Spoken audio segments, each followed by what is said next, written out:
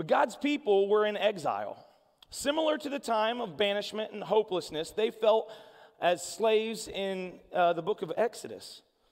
They were taken from their land and confined to a foreign country, and the Babylonians had invaded Jerusalem. They had invaded the land that God had given their ancestors, Abraham, Isaac, and Jacob. And they took some people in this first wave back to Babylon. This was the beginning of the exile. It was customary in Jerusalem for priests to be installed as priests on their 30th birthday. They'd have a big ceremony and a big celebration as a new priest would be set aside with those responsibilities that they would be entrusted with. And that's kind of where we find the book of Ezekiel opening up at. It was his 30th birthday, and the prophet Ezekiel is sitting along a water trench, an irrigation ditch, watering the crops of somebody else's field as he's in exile, as he's in Babylon. There was no celebration. There was no ceremony. There was nothing to be found of what he expected his life to be, of what he expected his 30th birthday to be. And it's recorded that he saw a vision while he was sitting there, that the Spirit of God was no longer hovering over the Ark of the Covenant in the temple. Instead, it was hovering over Babylon. The Israelites believed that God's Spirit was localized to the temple. It was localized to the Ark of the Covenant. This is where the Spirit of God dwelt. So we have to ask the question, why were these people in exile? Why were God's people in exile? And the answer that Ezekiel, through this entire book that we begin to learn, is that it was due to their continued disobedience to God's law. You see, the defilement of God's commands led to the departure of God's company. Right? When they continued to sin, when they continued to turn their backs, when they continued to do what was breaking the vow, what was breaking their obedience with God, when they stopped that, that's when the departure of God's company, the departure of God's presence took place. And Ezekiel talks about that. We're going to be in chapter 36 if you want to get there eventually. We're not there yet, but I see some of you looking like, where's he at right now? All right? But we're going to be in chapter 36 eventually. But in chapter 36, verse 16, this was the judgment for breaking that command. And it says this, "Then this further message came to me from the Lord. Son of man, when the people of Israel were living in their own land, they defiled it by the evil way they lived. To me, their conduct is as unclean as a woman's menstrual cloth. They polluted the land with murder and worship of idols." And then down in verse 20 it says, "When they were scattered among the nations, they brought shame on my name." Now, as a prophet from God, Ezekiel had a flair for the theatrical. He was able to paint very accurate and word pictures, and he would often do things that were kind of outlandish that would get the point across. He shared these theatrics when it came to the messages that God was giving him. Once in the book of Ezekiel, he laid on his side, tied up for an entire year, and only ate food that was cooked over poop. They lit it on fire, and that's all the food that he would eat. That's all the food that he would eat. Yet he was faithful, no matter what it was, in delivering the message that God sent. Sometimes it was in a very unique way. Sometimes it was using very graphic word pictures. Sometimes it was designed to get their attention. And some of the prophecies were kind of far out there. One was one of the prophecies that he saw. He had this vision, and it was that God's presence was, like we said, hovering over Babylon, which was so far out there because God's presence, like we talked about, was localized to the temple. Another one, and I think possibly the most discouraging one, especially for somebody who has a flair for the theatrical, one of them that he received was that God's people would not listen to what he was saying. God was giving these prophecies, this message to Ezekiel, and that the people of Israel would not listen, which in my mind, for Ezekiel, he wanted to try that much harder to get them to listen. He wanted to do something that much more to get their attention and make sure that they heard. Yet, they continued to not hear. In 1852, Reverend Charles Spurgeon preached a message on this passage, and here's what he said in the opening line of his message. He said, "The fall of man was utter and entire. Some things, when they have become dilapidated, may be repaired, but the old house of mankind is so thoroughly decayed that it must be pulled down even to its foundation, and a new house must be erected. To attempt mere improvement is to anticipate certain failure." You see, to add insult to injury, Ezekiel sees the Spirit of the Lord leaving the temple while they're in exile. God's presence left him after they've lost their home, after they've lost their land, after they've lost their friends. As he's sitting there, it's easy to feel hopeless. And what Charles Spurgeon does is he ties these two things together of the dilapidated structure of a house that, it's too far gone to actually do anything. You have to tear it down to its foundation, and the accurate situation that man has in a fallen world.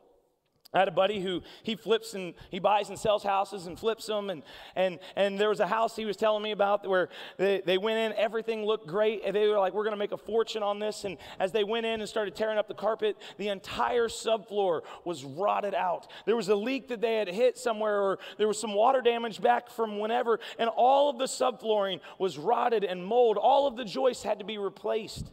They had to tear it down to its foundation. And he's like, there was about half a second where he said, if we cover this back up and resell it, we don't have to disclose it, right? But that idea that, listen, in order to do the job and do the job right, it all had to start from the very beginning. Nothing could be salvaged. That's where the book of Ezekiel starts. This expectation that they had on his 30th birthday of what God was going to be doing, that he was going to be prophesying, that he was going to be a priest over God's people, and now he sits here captivated in a foreign land, having lost everything with no hope, those life's crushed expectations. Am I right? Been there. This is the setup of Ezekiel. That those unfulfilled expectations, they attribute to the things that are going to be associated with your life in the picture. I think if we all sat back and looked at our life a little bit, and we had to say attributes about our life, there are attributes that would be different. Am I right? Am I right? There are attributes that maybe are being used that maybe you wouldn't want used. I have a prop back here because I like props. I got this rock. We're gonna play a little game. Are you ready? What are some words that you think of when you think of a rock? Solid. Oh, that's a good one. What else? Heavy. Someone say buoyant? Oh, Dwayne. Got it. I was like, buoyant. Oh, okay. Trying to throw me off. Dwayne The Rock Johnson. That's right. What else? Come on, guys. This is the interactive part. Boring. Old. Painful. Wow, that sounded experiential there, right? Man, yeah, we got these hard, rigid, right? Non-absorbent is one that I thought of, right? A rock you can just pour water over and it doesn't absorb it, right? It just rolls off of it. I think those things are super good, right? All of those things are super good attributes when you're talking about a rock. They're not really great attributes when you're talking about somebody's heart. No one's sitting here, there's a reason, his heart is as hard as a rock. Like, that's not a compliment, is what I'm told, right? My wife doesn't think that's a compliment. You have a heart of stone. That's not the right thing that your heart should be. Yet these attributes are oftentimes associated with the heart, especially for the people of Israel. You see, there's not deader than dead. There's not harder than a rock, and a stone can never be anything but a smaller stone. You know what the worst thing about a stone is? It's in its final stage, right? A stone can only ever be a smaller stone. That's the final state. It can't change into something else except something that's smaller. This rock right here used to be a lot bigger, and it broke off from something else and is now the size that I can manage up here on stage. To illustrate my point, has anybody ever been to New Hampshire? There's a state park in New Hampshire, absolutely glorious and beautiful. And they have this is called the Old Man on the Mountain in New Hampshire. Oh, it's gorgeous. You can see it sitting there, just that profile of like, it's better than Old Man Cave, right? That's what I could find, but supposedly there's an old man face somewhere in Old Man's Cave, right? But this is absolutely glorious. And it became a national treasure for the state of New Hampshire. I don't think it's national treasure there, right? But New Hampshire actually latched onto this, and they put it on their license plates, and it inspired stories and poems and books. It made it on the state quarter, all right? This is how important this is to this state. This is something that was amazing. The face-shaped granite formation adorned the side of Cannon Mountain, and it stood there for a long time. Someone said this about it: it's a symbol of the stalwart and steadfast nature. Its strength and beauty and is the personification of the natural environment we value and work to preserve. And on May 2nd, 2003, the Old Man on the Mountain was gone. The iconic blocky outcrop of Conway granite, it was 44 feet tall. 29 meters. I didn't do the math on this. I thought I did. I can't do feet and meters. I don't even know how the conversion rate is. 29 meters wide and weighed 6,530 metric tons, fell off that mountain, and it is now gone. Never to be heard from again. But if you go to this state park, you're going to see this. And this right here is a version of what they did now that it's gone. And some of you might be looking like, I don't see what I'm supposed to be looking at. You're going to walk up to the plaza and you're going to see this viewing station where they have put up these posts, these black posts. And if you look at the picture right here on the bottom, all on the bottom left right here, if you stand at perfectly the right angle, you're going to be able to see what you would have seen before May 2nd, 2003. You're going to see the outline of the man on the mountain. But just like we had talked about, this stone that had stood the test of time for decades, for centuries, was now gone. God's judgment was required for his people to recognize the need for reconciliation. See, just like this mountain, the hearts of God's people had become as hard as stone. And it would require something much greater than man's capability to change this natural progression of stones falling off and becoming smaller and smaller and breaking apart. It's the absence of the presence of God among them was the judgment required to recognize the need for change. So that sets us up for the book of Ezekiel right here, before our passage. They're in exile because their judgment was deserved. That God's presence had been removed from them, and God's goodness demanded the justice that took place. And they had reached a point of no return. There was nothing that they could do to reconcile what they had done. There was nothing they could do to reconcile their disobedience. God's people were not faithful to their promises to God and not obedient to his commands. Their hearts had become as hard as stone. God's people were exiled. God's presence left the temple, and they were exiled from the land and their family. They were hopeless. They had hit rock bottom. That's where we pick up the passage here in Ezekiel. That's where we pick up this passage to start talking about the solution, because we have to understand where we're coming from to know what's happening next.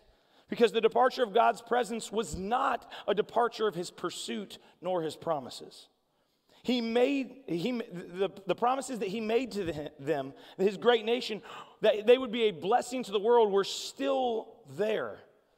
And in Ezekiel chapter 36, verses 23 through 30, I'm going to read it right here. But this is some of the most powerful imagery in Scripture about the reconciliation of God to his people in the Old Testament. And here's what it says. I will show you how holy my great name is, the name on which you brought shame among the nations. And when I reveal my holiness through you before their very eyes, says the sovereign Lord, the nations will know that I am Lord. For I will gather you up from all nations, and I will bring you home to your land. Then I will sprinkle clean water on you, and you will be clean. Your filth will be washed away, and you will no longer worship idols, and I will give you a new heart, and I will put a new spirit in you, and I will take out the old stony, stubborn heart, and give you a tender, responsive heart.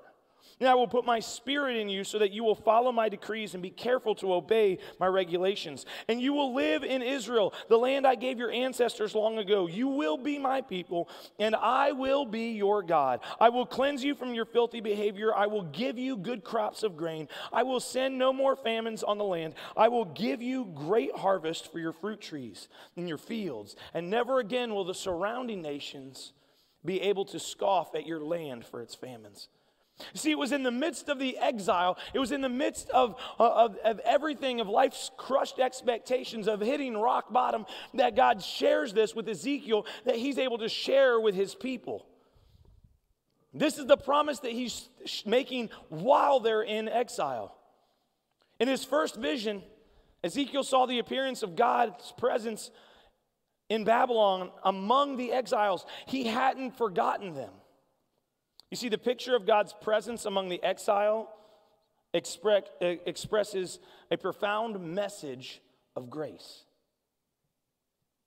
It's this grace that took the judgment of God removing his presence from his people and the people being in exile, but it's that same reason that he is pursuing them yet again. God came to Israel in the midst of their impurity, in an unclean land, in a direct contrast to the foundational understanding that God cannot abide in impurity.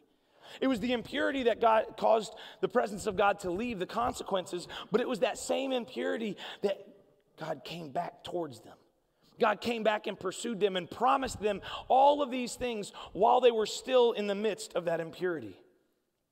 It suggests that God's love for Israel is greater than any aversion to the sin and impurity. This is the same God who dined with sinners, who touched lepers, who befriended the outcast and the tax collectors and the woman at the well. It's the same God who due to judgment, due to what needed to be done, removed himself, yet still sought them out. There was an expectation that God would refuse to pursue a heart of stone. And after all, a heart of stone is what caused his presence to leave the temple. It's their impurity, it's their injustice. It's how they had continued to defile the commands, how they had continued to laugh in the face of what God had asked them to do. And so that's what it took in order to remove his presence. Yet just the opposite happens. God comes to them with their heart of stone, finds them in exile, comes after them, pursues them. And he offers to remove their cold, dead, lifeless, impenetrable, rigid, non-absorbent, dead heart of stone, giving them a heart burning with passion for God and his promises that could absorb his love, that could absorb his presence, that could absorb everything that he wanted to give them, that could absorb his promises, that could grow. Remember, a stone cannot be anything smaller than a stone. And I know there's some geologists out there who's like, well, technically, if you sit there and over time and in the right condition, yeah, I get it. But I've never seen anything like a stone grow. Have you? I've never seen a stone get bigger. I've only seen someone take a hammer to it and it continue to fall apart. I've only seen the man on the mountain who water gets in between the cracks and it freezes and expands and continues to push it apart into something smaller and something more fragile and something that is broken to pieces. Except when Jesus is involved. Jesus is the one who has the power to change stones. The devil knew that. That's why he tempted him. Hey, devil, make these stones into bread, because he knew he had the power to change stones. He didn't change those stones into bread because he knew it wasn't going to be God honoring. But he said, I'm going to pursue the people where their heart is as hard as stone, and I'm offering to change their heart.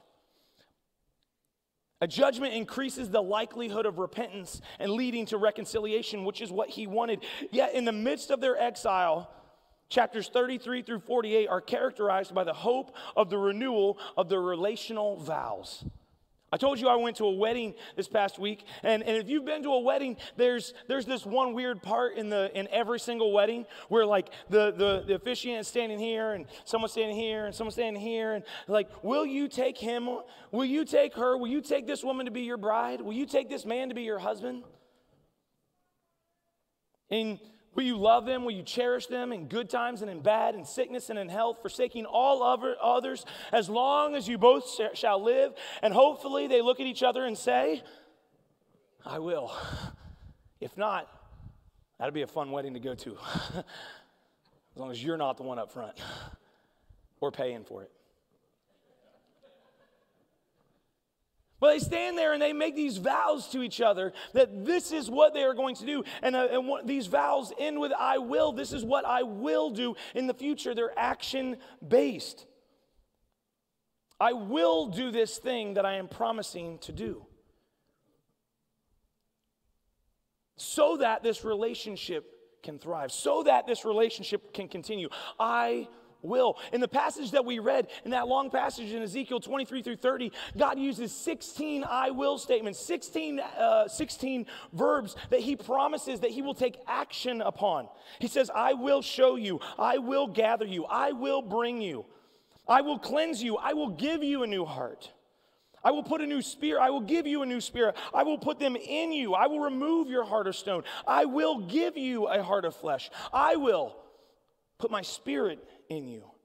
I gave your fathers' ancestors, that's the one different, that was the past tense. I gave the land to your forefathers. I will be your God. I will deliver you from all your uncleanliness. I will give you good crops, good grains, no more famine, fruit trees, field. I will do that. I will make it abundant. I will make your fruit increase. This is God standing there on the stage, standing there on the platform, promising everything to the person on the other side with that heart of stone. He says, I will do this. I will.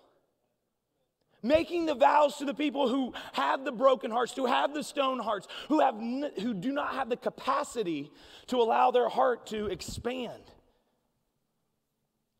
He is promising to restore them and not forsake them.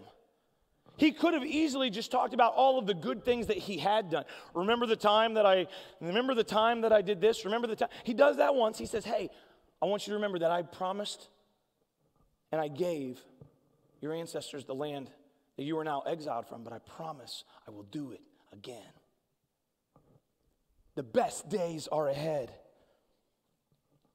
God is promising to do more good in their life than he's ever done before, while they have a heart of stone. He's making the promise to them, increasing what he wants to bless. And just like Morgan so amazingly shared, he's standing there like the prodigal son with his arms out running to us. I vow to you, this is what I want for you. This is how I'm going to bless you. See, stones don't change, but I serve a God who has the ability to change stones. He doesn't just say, and I'm going to wash you off and make the stone look pretty. I'm going to chip away some rough edges. He says, I'm going to take it out of you. I'm going to give you something new that can handle the Spirit of God, that can handle my Spirit living within you to where you can grow, where you can expand, because a rock can never be anything but a smaller rock. So there's three things to note as we come to a close here today that I want us to make sure that we don't miss. And the first one is just that. God doesn't promise to just clean us. He doesn't promise to clean us. He promises to perform open heart surgery and give us a heart transplant, to take out the things that can no longer absorb God and put in something that his Spirit is already dwelling within. It changes the nature of the relationship. It changes the vows that you're making. It changes the ability to listen to and to understand and to comprehend and to be provoked by the Spirit to action. Then I will sprinkle clean water on you, and you will be clean, and your filth will be washed away, but I will do more than that. I feel like sometimes we settle for way less than what God promises. We settle for way less than what God sets out for us. And we miss this opportunity for God to put his Spirit within us, to give us a new heart, and not just to clean us up and make us look all right. Not to just put up a pedestal in the middle of a park and say, this is what it would have looked like. If you look at the right angle, you can kind of see where it would have been. When that rock falls apart and like, well, this was me at a whole. No, you were a whole new person. New, not clean. Second thing I want us to recognize here is that it's all about him. It's all about him. God is the one who is promising all of this right now. God is the one speaking through Ezekiel to tell his people, hey, while you're here, while your hearts are full of stone, here's what I promise I will do. I will pick you up. I will cleanse you. I will. This is what I am promising to do. And there is nothing that God's people could have done to deserve it. There's nothing they could have done to earn it. He says this in verse 22, therefore, I give the people of Israel the message from the sovereign Lord. I am bringing you back. I am bringing you back to me. I am calling you back to me. Not because you deserve it, but why? I'm doing this to protect my holy name, which you brought shame upon when you were scattered. But I am going to use you again. The people who brought shame, those same people he wants to use with new hearts. To bring his name glory again, to where the surrounding nations would be able to see the glory of God. He's doing it for a greater purpose. He's removing that stone. He's changing those hearts, right, for something greater. Paul puts it this way in the book of Ephesians, for it is by grace you've been saved through faith, and this is not of yourselves. It is a gift from God, not by works, not by what you can do, so we can't boast, so no one can boast.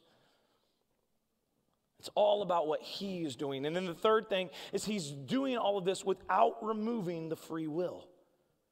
He's doing all this, he's promising all of this while still not making us servants and this servitude of not having a choice to serve him, not having a choice to know who he is. He said, I will put my spirit in you so that you will follow my decrees. You need to be careful to obey. You still have the free will to disobey. You still have the free will, just like the Israelites did, to walk away, to break the vow, to be able to separate my presence from you. You still have that will, but here's what I'm promising to do.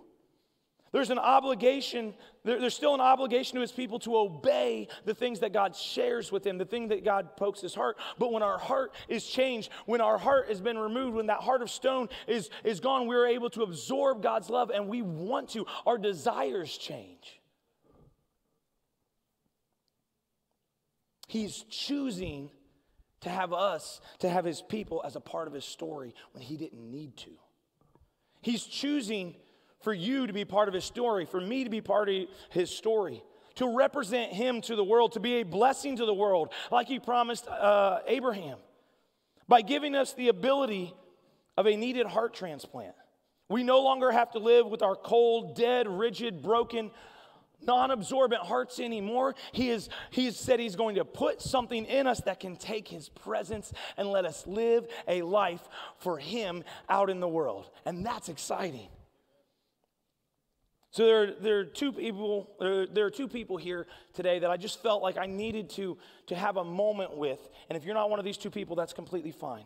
But I'm going to go ahead and ask the band to come up as we're going to pray at the end. But I think there's two things that I found real encouragement here. And maybe you find yourself in one of these two camps. And the first one is maybe your heart is as hard as stone. Maybe you find yourself and you can identify very well with the people of Israel who have lost everything, where life's expectations have been crushed, where the attributes that define you are not the attributes that you want to define you, where you have started to recognize that the removal of God's presence in your life has been to the disobedience of God's commands in your life. God is still pursuing you. God is still after you. God is still promising you. God is still making a vow to you that he will live up to his promises and that the better days, that the greater days are ahead. It's exciting. It's nerve-wracking. You get all sweaty and everything, like I'm not sure what I'm supposed to be doing because I know I don't deserve this. And that's why. It's because it's all him. And today, if you're sitting here and you feel and God's been emotionally tugging upon you, you have the opportunity, just like the people of Israel, to listen to God, or unlike the people of Israel, to listen to God and ignore the prophecies and ignore the visions and ignore God's word that is being preached to you, or you can accept it and learn from his love.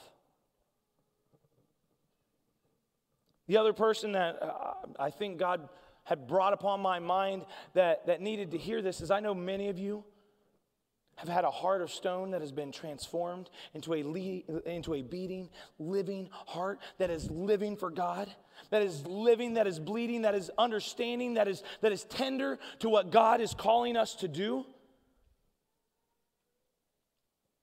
And you've been just like Ezekiel, and all the theatrics and all of the concern and all of the hard work, you've been trying to reach the nations, those people in your life that you've been praying for with a heart of stone. Those people who you just want more than anything for them to come and know the saving knowledge of Jesus Christ and the love that he offers. And you've been working on them for years and years and years, and they've been on your prayer list. And it seems like, it'll never happen. I encourage you to go back and read the book of Ezekiel if that's you. I think one of the most disheartening things in that book is that Ezekiel had a prophecy from God that the people around him would not listen to what he was saying, yet he continued witnessing for the nations. He continued doing the things that God asked of him. And so for those of you who are tired and you're upset and you're frustrated because life's expectations, you can watch it happen. Just like Ezekiel had to do. He sat there and had to watch this happen. He knew it was going to happen, and he had to continue to watch it. He never wavered. He never gave up hope. And he continued to do what God called him, because if we know one thing, it's that a heart of stone doesn't change overnight. It continues. That face did not fall off the mountain because of one storm.